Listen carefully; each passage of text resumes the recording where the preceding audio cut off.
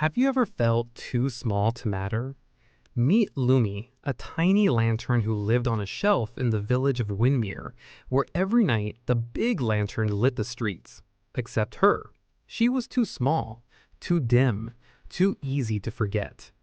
One dark night, a terrible storm was coming, and if the village didn't have light, nobody would find their way home. So tell me, would you cry and give up? Or would you try to shine anyway, even if you're small? Now, watch what Lumi does. You're too little to help, laughed Big Lantern Bram, swinging proudly on his hook. Stay on the shelf where you belong. I just want to help, Lumi whispered. Ha! You couldn't light a mouse hole, giggled the twin lanterns, Pip and Pop.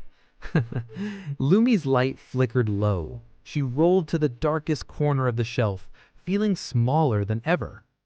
Maybe they're right. Maybe I really am too small to shine.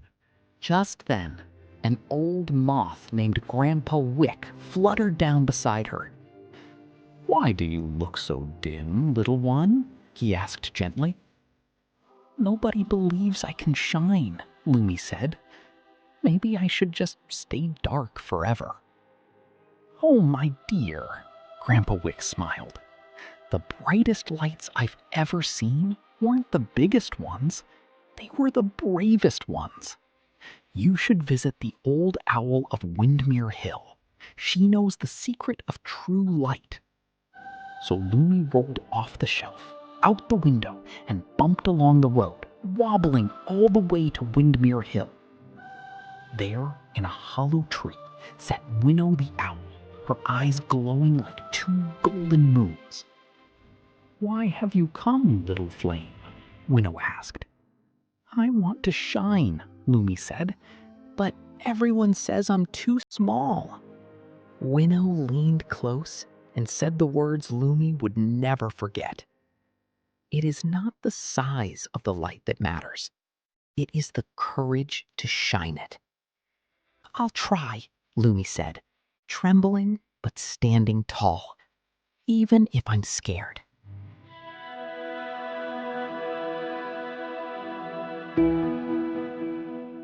As Lumi rolled back toward the village, the storm clouds rumbled overhead. The wind howled. Then rain began to pour, hissing against her tiny flame. And then, worst of all, the big lantern's lights blew out, one by one, leaving the whole village pitch black. "Oh no!" cried Pip and Pop, bumping into each other in the dark. "Who put a bucket on my head?" shouted Bram, tangled in a fisherman's net. Lumi remembered Winnow's words. She took a deep breath and didn't run from the wind. She cupped her flame low and steady, just like Winnow had taught her. "Courage isn't about being big," Lumi said to herself. "It's about not giving up." She rolled bravely through the storm, shielding her little flame with her glass, glowing steadier than ever before. One by one, the villagers followed her tiny flickering light through the dark streets until every family was safely home.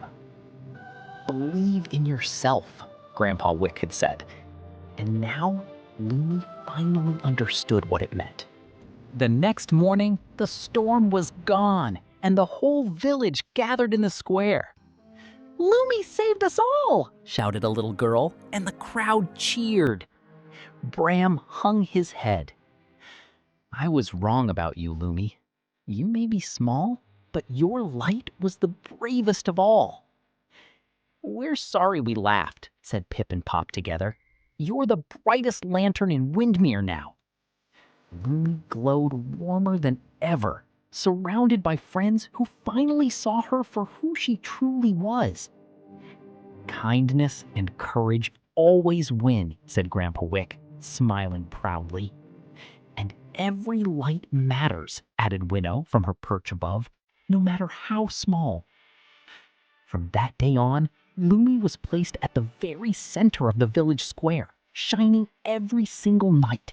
a reminder that even the smallest light can guide others home. The moral of our story is simple. It's not the size of your light that matters. It's the courage to shine it. Remember, little dreamers, believe in yourself, and your light will always find its way. If you enjoyed the story, give us a big thumbs up, share it with your friends, and don't forget to hit the subscribe button for more magical stories. See you next time.